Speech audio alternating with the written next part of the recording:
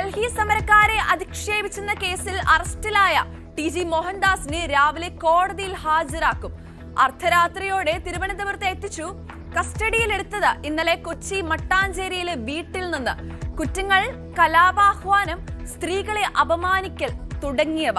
Arrest CPI നേതാവ് T ജിസ്മോന്റെ പരാതിയിൽ.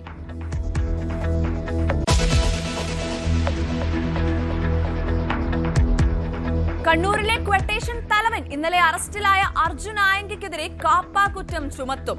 നിലവിലുള്ളത് 23 കേസുകൾ. കണ്ണൂരിലെത്തിയത് കഴിഞ്ഞ ബുധനാഴ്ച.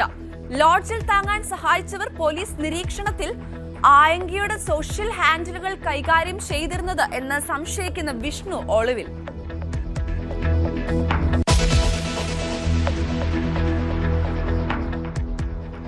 നാളുകൾക്ക് ശേഷം അമിത്ഷാ ഇന്ന് പാർലമെന്റിലെത്തിയേക്കും. ജന്തർ മന്തർ പ്രക്ഷോഭത്തിന് നേരായ പോലീസ് നടപടിയിൽ പ്രതിപക്ഷം പ്രസ്താവന ആവശ്യപ്പെടും. സഭകൾ പ്രക്ഷുബ്ധമാകാൻ തന്നെ സാധ്യത. കേരളയെ കേരളമാക്കുന്ന ബില്ലും അവതരിപ്പിച്ചേക്കും. ഓഗസ്റ്റ് 12 വരെ സഭയിൽ നിന്ന് വിട്ടുനിൽക്കരുതെന്ന് കോൺഗ്രസ് MP-മാർക്ക് വിപ്പ്. ഇന്ത്യ ബ്ലോക്ക് സഖ്യകക്ഷികളോടും സഭയിലെത്തണമെന്ന് ആവശ്യം.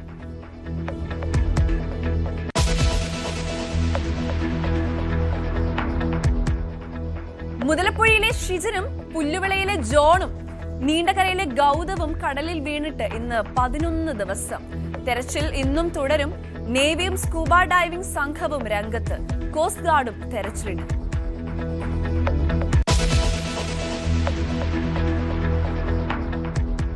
പള്ളിയുടെ പേരിൽ വിശ്വാസികൾ തമ്മിൽ തല്ലിയ പിറമാടം പള്ളിയിൽ സമവായം ശ്രമം തുടങ്ങി.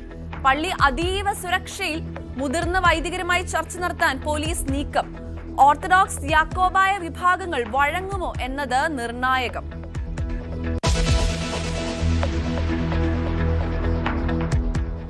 BJP കോർ കമ്മിറ്റി യോഗം ഇന്ന് തിരുവനന്തപുരത്ത്. തെരഞ്ഞെടുപ്പ് ഫണ്ട് തട്ടിപ്പ് ആരോപണങ്ങൾ ചർച്ചയായേക്കും. ലോക്സഭാ തെരഞ്ഞെടുപ്പിനുള്ള ഒരുക്കങ്ങളും വിലയിരുത്തലും ചർച്ച ചെയ്യാൻ അജണ്ട. സംസ്ഥാന സർക്കാരിനെതിരായ വിഷയങ്ങളിൽ തുടർ സമര പരിപാടികളും ആലോചിക്കും.